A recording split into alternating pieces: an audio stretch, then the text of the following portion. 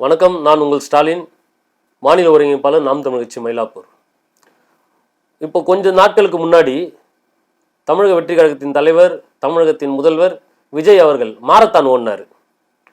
எதற்கு? போதைப் பொருளுக்கு எதிராக, கஞ்சாவுக்கு எதிராக.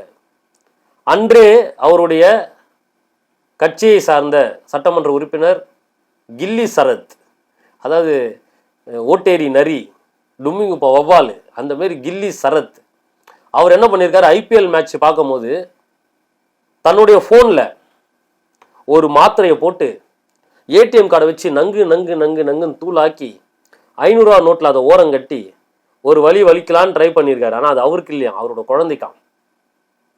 குழந்தைக்கு மாத்திரை வேணும்னா தண்ணி பாட்டில் மூடி தண்ணியை எடுத்து மாத்திரையை போட்டு ஊற வச்சு கையில் நசுக்கி ஊற்றி விடலாம். ஆனால் அந்த முழு வீடியோவில் புகைப்படங்களில் குழந்தைய காணும். அதுக்கு ஒரு அம்மா முட்டு கொடுக்குது, குழந்தைக்கு அழுதுனே இருந்தது. குழந்தைய வெளியில் கூட்டின்னு போனாங்க. வெளியில் கூட்டின்னு போன குழந்தைக்கு இங்கேயா மாத்திரை அரைச்சாருன்னு தெரியல.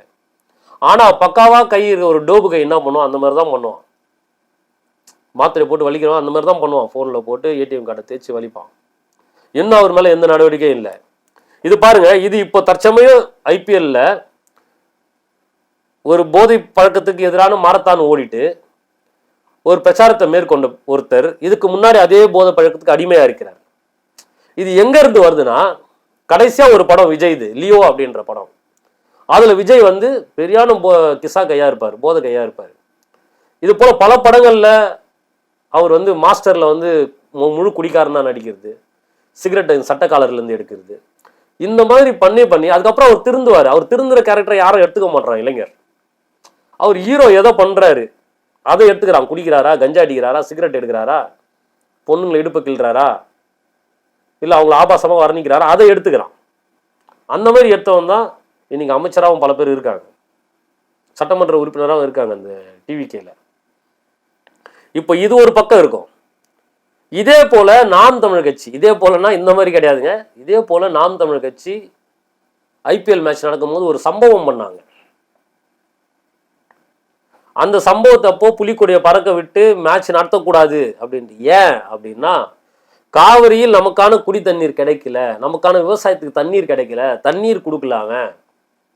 இங்க தண்ணிக்கே நாங்க கஷ்டப்படுறோம், கிரவுண்ட்ல அவ்வளவு தண்ணியை ஊற்றி வேஸ்ட் பண்ணி மேட்சை நடத்தணுமா? எத்தனை லிட்டர் தண்ணி வேஸ்டா போகுது, எத்தனை லிட்டர் தண்ணி வீணா போகுது. சென்னையில குடிக்கிறதுக்கு தண்ணி இல்லை, காவிரியில தண்ணி கொடுக்கல, ஐபிஎல் நடத்தக்கூடாதுன்ட்டு மிகப்பெரிய ஐபிஎல் போராட்டத்தை முன்னெடுத்தோம். பாருங்க, அந்த ஐபிஎல் போராட்டத்தில் சிறை சென்ற நாம் தமிழ் கட்சியின் உறவுகள் அவங்கள மக்கள் எதிரையும் கண்டுக்கல.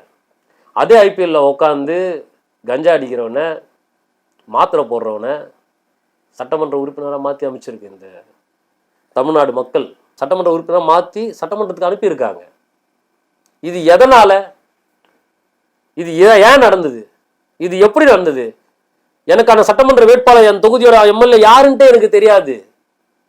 யாருக்கு ஓட்டு போட்டேன்னு கேட்டா விஜய்க்கு ஓட்டு போட்டேன், விசிலுக்கு ஓட்டு போட்டேன்னு சொல்றானே தவிர யா எம்எல்ஏ இன்னாரு, மக்களுக்காக சிறைக்கு நின்னாரு அப்படின்னு ஒருத்தன் சொல்லல. ஏமா நீ அவருக்கு ஓட்டு போட்ட, ஏமா நான் விஜய்க்கு ஓட்டு போட்ட, உன் வேட்பாளர் யாருன்னு தெரியுமாமா, அவர் என்னன்னு தெரியுமாமா, அவர் படிப்பு என்ன, அவருடைய அரசியல் வாழ்க்கை என்ன, பொதுமக்கள் சேவை என்ன, அவர் யாரு, இந்த ஊருக்காரரா வெளியூருக்காரரா, இதெல்லாம் உனக்கு தெரியுமான்னு கேட்டா அதெல்லாம் எங்களுக்கு தேவையில்லை. விஜய் அண்ணனுக்காக போட்டேன், விசில் சின்னத்தில் போட்டேன், யார் சட்டமன்ற உறுப்பினர்களே தெரியாத அளவுக்கு போட்டு இருக்கா. ஆனா இந்த ஐபிஎல்ல கதை உள்ள போனால அவனை போய் அவன் தொகுதியை கேட்டு பாருங்க, சொல்லுவான். இங்க கழிவுநீர் பிரச்சனைக்காக நின்னான், இங்க மின்சார விளக்கு எரியல, தெரு விளக்கு எரியல, அதுக்காக போராடி இருப்பான். அங்க வீடுகள் அகற்றாங்க, அதுக்காக போராடி இருப்பான். தமிழக பிரச்சனைக்காக போராடி இருப்பான். பாலியல் வன்புணர்வுக்கு எதிராக போராடி இருப்பான். பாலியல் குற்றங்களுக்கு எதிராக போராடி இருப்பான். குடிக்க தண்ணி வேணும்னு போராடி இருப்பான். ஹைட்ரோ கார்பனுக்கு எதிராக போராடி இருப்பான். ஸ்டெர்லைட்டுக்கு எதிராக போராடி இருப்பான். கேஸ் விலை உயர்வுக்கு எதிராக போராடி இருப்பான். பால் விலை உயர்வுக்கு எதிராக போராடி இருப்பான். அவன் இந்த மக்கள் கண்டுக்கல.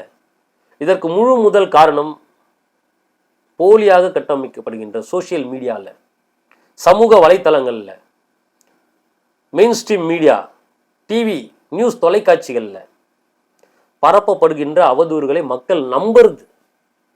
மக்கள் ஆராயிறது கிடையாது, மக்கள் படிக்கிறது கிடையாது, மக்கள் தேடுறது கிடையாது. 30 செகண்ட்ல ஒரு விஷயத்தை பார்த்து நம்பிடுது, முழு காணொலி பார்க்கறது கிடையாது. அப்படி பார்த்துருந்தா ஒரு திரை கவர்ச்சிக்கு இந்த நிலத்தை நாம் அடகு வச்சிருக்க மாட்டோம். இதை ஏன் சொல்றேன்னா, எச்சஎலும்புக்கு வாலாட்டுற பிஸ்மின் ஒரு நாய் இருக்குது. அந்த நாய் என்ன பண்ணுது, சீமான் 100 கோடி வாங்கிட்டாரு, சீமான் கார் வாங்கிட்டாரு, சீமான் திரள் நிதியில இதை பண்ணிட்டாரு, சீமான் திரள் நிதியில அந்த வீடு வாங்கிட்டாரு, சீமான் திரள் நிதியில இங்க வாழ்றாரு, இப்படி வாழ்றாரு, சொகுசா வாழ்றாரு. டேய் திரள் நிதி, நீ ஒன்னும் உன் வீட்டு பணத்தை எடுத்து கொடுக்கலையே. அண்ணன் செந்தமன் சீமானை ஏற்றுக்கொண்டிருந்த, அன்பு செய்கின்ற, நான் தமிழக உயிராய் நேசிக்கின்ற அண்ணன் செந்தமன் சீமானின் தத்துவத்தை, கொள்கையை, பேச்சை மதிக்கின்ற, மதித்து அதன்படி நடக்கின்ற, அதை முழுதாக ஏற்றுக்கொள்கின்ற அவருடைய உறவுகள் நாங்கள் கொடுக்கிற காசு நீ ஒன்றும் கொடுக்கலையே, உன் சொந்த பந்தம் ஒன்றும் கொடுக்கலையே, திமுக காரன் கொடுக்கலையே, அதிமுக காரன் கொடுக்கலையே, விஜய் கட்சிக்காரன் கொடுக்கலையே. எங்களுக்கு எங்க பணத்துல நாங்க என்ன வேணா பண்ணுவோம். கேட்க யாரு நீ? தமிழ் தேசியம் பேசுறவனா ஜோல்னா பை போட்டுக்கின்னு, ஒரு கதர் வேஷ்டி சட்டை கட்டின்னு, ரப்பர் செருப்பு போட்டுன்னு 4 ரூமுக்குள்ள பேசணும்னு நினைக்கிறேன். சத்தமா பேசக்கூடாது, அமைதியா பேசணும், மொழி நடையா பேசணும், செய்யுள் இலக்கியம் பேசணும், கத்தி பேசக்கூடாதுன்னு நினைக்கிறேன். இப்படியே ஒன்றும் இல்லாம ஆக்கலாம்னு நினைச்சுட்டு இருக்கீங்க. எவன் ஒருவன் தமிழர் உரிமைக்காகவும், நிலத்துக்காகவும், தமிழர் பண்பாட்டிற்காகவும், இலக்கியம், பண்பாட்டு, கலை, இறையாண்மைக்கு ஆதரவாகவும் எவன் பேசுறானோ அவனெல்லாம் காலி பண்ணலான்னு ஒரு முடிவு பண்ணியிருக்கீங்க. இந்த பிஸ்மி யாரு? இதுக்கு முன்னாடி என்ன தொழில் செஞ்சிருந்தாரு? திரைப்படங்களை விமர்சனம் பண்ணுவார். அரசியல் விமர்சகரா இவரு. திரைப்படங்களுக்கு விமர்சனம் பண்ணி நல்ல படங்களை ஓட விடாம பண்ணுவாரு. மட்டமான விஜய் படங்கள் போடுற படங்களை ஓட வச்சவர். ஹீரோ ஹீரோயின்களை பத்தி கிசு கிசு பேசி பொழப்பு நடத்திருந்த ஆளு இவர். ஒரு அரசியல் விமர்சகரா? அவ்வளவு அரசியல் ஞானம் இருக்கிறவரா இவரு? 100 கோடி கொடுக்கும்போது பக்கத்துல இருந்து எண்ணி வாங்கினவரா? அப்ப விஜய் 200 கோடி சம்பளம் வாங்கும்போது நீ கூட வந்து பாத்தியா? நீ விஜய் காருக்கு டாக்ஸ் கட்டலையே, பேசு பாப்பா அதை பத்தி. விஜய் தான் சம்பாரிச்ச பணத்துக்கு வரி கட்டலையே, பேசு பாப்பா அதை பத்தி. விஜய் நேர்மையானவரா? இப்ப சொல்ற அண்ணன் செந்தமன் சீமான் குற்றமற்ற நேர்மையானவர். உன்னால முடிஞ்சா நிரூபிச்சு காட்டு. அப்படி சுபவின்னு ஒருத்தர். இந்த தாவேகா காரனுங்க அண்ணன் சீமான டிஎம்கேயோட பி டீம் பேச வேண்டியது, டிஎம்கே காரன் அண்ணன் சீமான பிஜேபியோட பி டீம் பேச வேண்டியது. அண்ணன் சீமானையோ விஜயையோ RSS பிள்ளைகள் சொன்ன அண்ணன் திருமானி இப்ப என்ன பண்ணிருக்காரு? ஐயா வைகோ இப்ப என்ன பண்ணிருக்காரு? காங்கிரஸ்கார இப்ப என்ன பண்ணிருக்கான்? விஜய் கூட இருக்காங்க. கம்யூனிஸ்டுகள் என்ன பண்ணிருக்காங்க? விஜய் கூட இருக்காங்க. ஐயா கி வீரமணி விஜய்க்கு ஆதரவா இல்லையா? ஐயா சுபவி சொல்றாரு. சுபவி சீமான பொது வேட்பாளரா நிறுத்துறதா பொய் பரப்புரை பண்றாங்க. இந்த பொய் பரப்புரை உண்மையாயிடுமோ பயமா இருக்கு. தேர்தல் ரிசல்ட் வந்த அப்புறம் பல சோசியல் மீடியாக்கள்ல நாங்க பார்த்தது, திமுக கார போட்ட பதிவு, இந்த விஜய் ஜெயிச்சதுக்கு பதிலா சீமான் ஜெயிச்சிருக்கலாம். ஏன்? நல்ல கொள்கையும் தத்துவமும் எங்க கிட்ட இருக்கு. இந்த சுபவி எராமிசைக்கு ஒரு பயம் என்னன்னா, எங்க திமுக காரங்களோ அதிமுக காரங்களோ விஜயை வெறுக்கின்ற திமுக அதிமுக உறவுகள் அண்ணன் சீமானை தலைமை ஏற்று வந்துருவாங்களோ. ஏன்னா விஜயை அண்ணன் சீமானை போல் எதிர்ப்பவர் யாரும் இல்லை. நீங்க பாருங்க விஜய் எப்படி முதலமைச்சர்னு ஒரு குட்டி ஸ்டோரி. அண்ணன் சீமான் இந்திய தேசியம் நமக்கு எவ்வளவு ஆபத்தானது உணர வச்சாரு. திராவிடம் நமக்கு எவ்வளவு ஆபத்தானது, தமிழர்கள் எவ்வளவு ஆபத்தானது உணர வச்சாரு.